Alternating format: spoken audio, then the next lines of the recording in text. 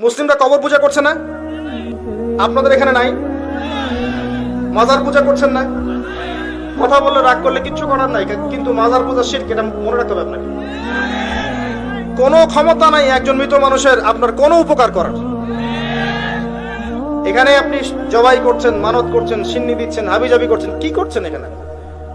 আর ইন্না সলাতি ওয়া নুসুকি ওয়া মাহইয়ায়া ওয়া মামাতি লিল্লাহি রাব্বিল আলামিন, এটা কোথায়? আমার সালাত, আমার সওম, আমার কুরবানি, আমার স্যাক্রিফাইস সব কার জন্য? আল্লাহর জন্য। এখানে তাওহীদের মধ্যে শিরকের অনুপ্রবেশ ঘটে গেছে। আর কারো আমলনামা যদি শিরকের পাপ থাকে এবং এই অবস্থায় যদি কেউ মারা যায়, সে জান্নাতে যাবে না। নবী সাল্লাল্লাহু আলাইহি ওয়াসাল্লামকে বলা হচ্ছে লা ইন আশরাকতা লা ইয়াহবাতান্না আমালুক। সূরা জুমার পড়ে দেখেন, যদি তুমিও শিরক করো তোমার আমল নষ্ট করে দেব আমি। সূরা মাইদায় দেখেন, আল্লাহ পাক তাদের জন্য হারাম করেছেন জান্নাত যারা আল্লাহর সাথে শিরক করেছে, এবং তাদের জন্য জাহান্নাম অবধারিত করেছেন।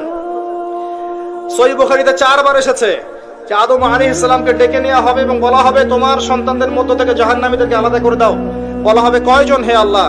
আল্লাহকে আল্লাহ জানিয়ে দিবেন প্রতি 1000-এ 999 জনকে জাহান্নামের জন্য আলাদা করে দাও। আবার আল্লাহ পাক এটাও বলেছেন যে ইন্নাল্লাহা লা ইয়াগফিরু আন ইউশরাকা বিহি ওয়া ইয়াগফিরু মা দুনা যালিকা লিমান ইয়াশা। আল্লাহ পাক শিরকের গুনাহ ব্যতীত যে কোনো গুনাহ যাকে ইচ্ছা maaf করতে পারেন।